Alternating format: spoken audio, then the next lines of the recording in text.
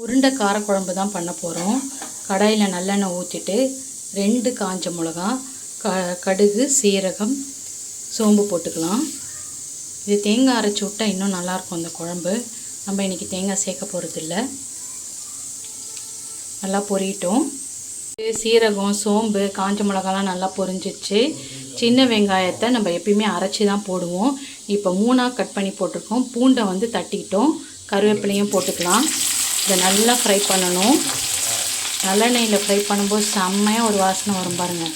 அப்படியே எடுத்து சாப்பிடும். வெங்காயம் நல்லா ஃப்ரை ஆகிடுச்சு. ஒரு 3 தக்காளியை பொடியாக கட் பண்ணி போட்டுக்கலாம். இன்றைக்கி நம்ம வெங்காயத்தையும் அரைக்கலை, தக்காளியும் அரைக்கலை, எண்ணெயிலே ஃப்ரை பண்ணி தான் நம்ம செய்ய போகிறோம். தக்காளி நல்லா வதங்குது. இது உருண்டை குழம்புன்றதுனால கொஞ்சம் காரம் கூடுதலாக இருக்கணும்னு 3 ஸ்பூன் மிளகாத்தூள், 1 ஸ்பூன் உப்பு போட்டு இதையுமே நல்லா ஃப்ரை பண்ணிக்கலாம். நம்ம எப்பயுமே அரைச்சி போட்டு இன்றைக்கி அரைக்காமல் போடுறோம். நல்லாயிருக்கு. தக்காளியே போட்டதெல்லாம் தெரியல பார்த்திங்கன்னா. நல்லா ஃப்ரை பண்ணிக்கணும். இப்போ நம்ம புளியை ஏற்கனவே கரைச்சி வச்சுருக்கோம். அதையும் நம்ம ஃபில்டர் பண்ணி ஊற்றிக்கலாம். புளியை ஃபில்டர் பண்ணிக்கலாம்.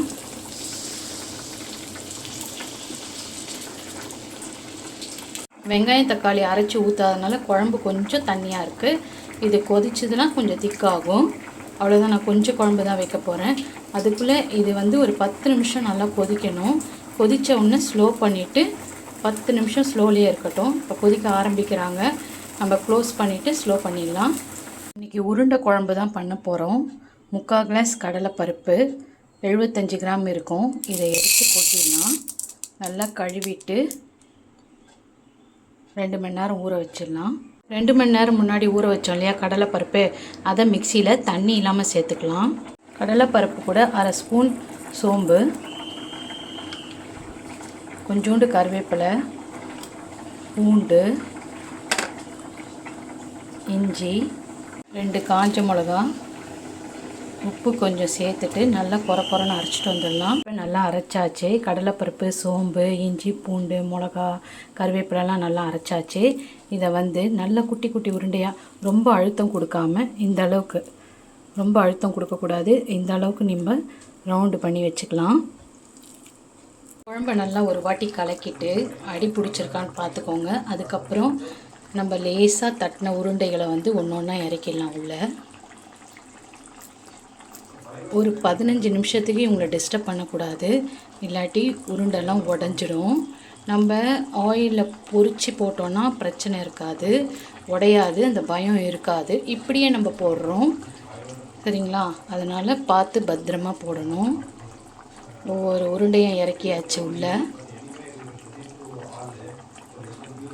நடக்கல சாப்பிடும்போதும் நல்லாயிருக்கும். அந்த புளியோடு அந்த கடலைப்பருப்பெல்லாம் சேர்ந்து வெந்து வரும்போது ரொம்ப எல்லா அணுகுண்டும் நம்ம கடலில் வீசிட்டோம். கடலில் நல்லா கொதித்து நல்லா ஒரு 15 நிமிஷம் அவங்கள நம்ம டிஸ்டர்ப் பண்ண வேண்டாம்.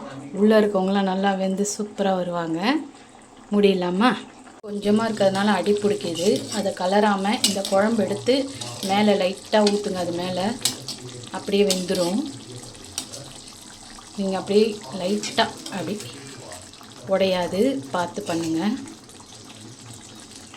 சூடாக இருக்கிற குழம்பு எடுத்து அது மேலே ஊற்றுங்க. அப்போது அந்த எல்லா இடத்துலையும் கோட் ஆகிடும். இல்லை இப்படி விட்டு இப்படி திருப்பினாலும் முடியுமான்னு பாருங்கள், இல்லாட்டி உடச்சிடாதீங்க. உருண்டை குழம்பு ரெடி ஆயிடுச்சு. கொத்தமல்லி போட்டு இறக்கிடலாம். உருண்டை குழம்பு ரெடி. ரசம் நல்லா நுர கட்டி கொதிக்க போது கொத்தமல்லி போட்டு ஆஃப் பண்ணிடலாம். பருப்பு ரசம் ரெடி ஆயிடுச்சு. சுரக்காய் வச்சு தான் ஒரு கூட்டு செய்ய போகிறோம். இது சாப்பிட்றதுனால நம்ம உடம்பு எடையெல்லாம் குறையும், டைஜஷன் இம்ப்ரூவ் பண்ணும், மினரல்ஸு, விட்டமின்ஸ் இதில் அதிகமாக இருக்குது, நீர் சத்தம் அதிகமாக இருக்கிறதுனால இதை நம்ம வாரத்தில் ஒரு நாள் எடுத்துக்கலாம். இந்த பீலர் வச்சு தான் இதுக்கு மேலே இருக்க தோலெல்லாம் நான் எடுத்தேன். தோல்லாம் நல்லா க்ளீனாக எடுத்தாச்சு. இந்த தோலையுமே வச்சு சில பேர் துவையல் பண்ணுறாங்க. இப்போ நம்ம அந்த துவையல் பண்ணல, வெறும் கூட்டு தான் பண்ண போகிறோம். இப்படி நல்லா சீவியாச்சு. இதை நம்ம பொடியாக கட் பண்ணிக்கலாம். சுரக்காவை இது போல் பொடி பொடியாக கட் பண்ணியாச்சு. இதையும் போட்டு லைட்டாக ஒரு 2 நிமிஷம் ஃப்ரை பண்ணிவிட்டு வெந்த பருப்பில் போட்டு ஒரு 2 விசில் விட்டுடலாம். இது நம்ம ப்ளட் ப்ரெஷரையும் கம்மி பண்ணும். எண்ணெயில் தாளிக்கலாம். தேங்காய் எண்ணெயை ஊற்றிட்டு கடுகு, சீரகம், காஞ்ச மிளகாய் போட்டுடலாம். இது நல்லா பொரிஞ்சிட்டோம். இது சீரகம், காஞ்ச மிளகாய் பொரிஞ்ச உடனே வெங்காயம், பூண்டு, கருவேப்பிலை போட்டு வதக்கிடலாம். நல்லா ஃப்ரை பண்ணிக்கோங்க. கூட்டுக்கு லைட்டாக ஒரு புளிப்புக்காக ஒரு தக்காளி சேர்த்துக்கலாம்.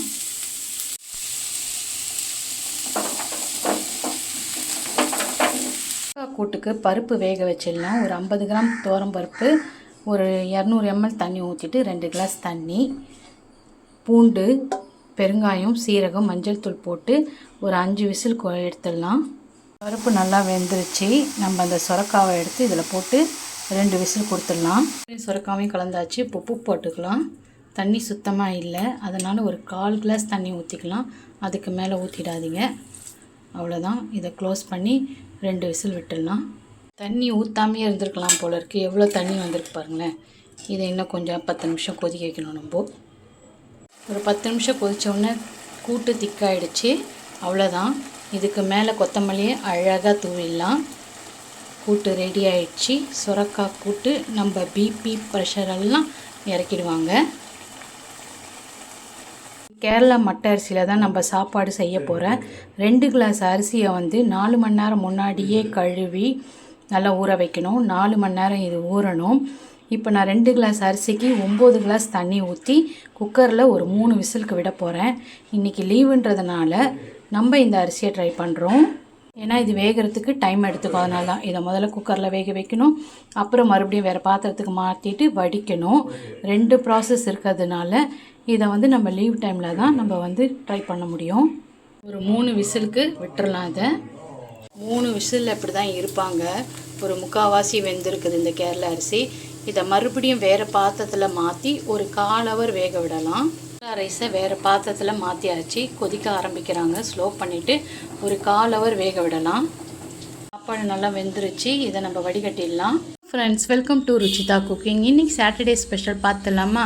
இன்றைக்கி லீவுன்றதுனால பொறுமையாக நம்ம அந்த கேரளா மட்டை அரிசியை வச்சு சாப்பாடு. ஏன்னா அது வேகிறதுக்கு லேட் ஆகும். அதனால் அந்த கேரளா மட்டை அரிசி சாப்பாடு. கடலைப்பருப்பு உருண்டை குழம்பு. 5 நாள் நல்லா வேலை பார்த்துட்டு இன்றைக்கி எல்லா ப்ரெஷரும் இறங்கணும்ல, அதனால் சுரக்காய் கூட்டு. இந்த சுரக்காய் கூட்டு அந்த உருண்டை குழம்புக்கு செம்ம காம்பினேஷன். ட்ரை பண்ணி பாருங்கள். நம்ம ஃபேவரட் பருப்பு ரசம் தான். சாப்பாட்டுக்கு அப்புறம் நம்ம ஒரு பழம் சாப்பிடுவோம் இல்லையா? இன்றைக்கி நம்ம இந்தியன் ஆப்பிள் சாப்பிட்லாம். இன்றைக்கி 1 மணி ஆயிடுச்சு. சாப்பிட்லாமா? வாங்க சாப்பிட்லாம்.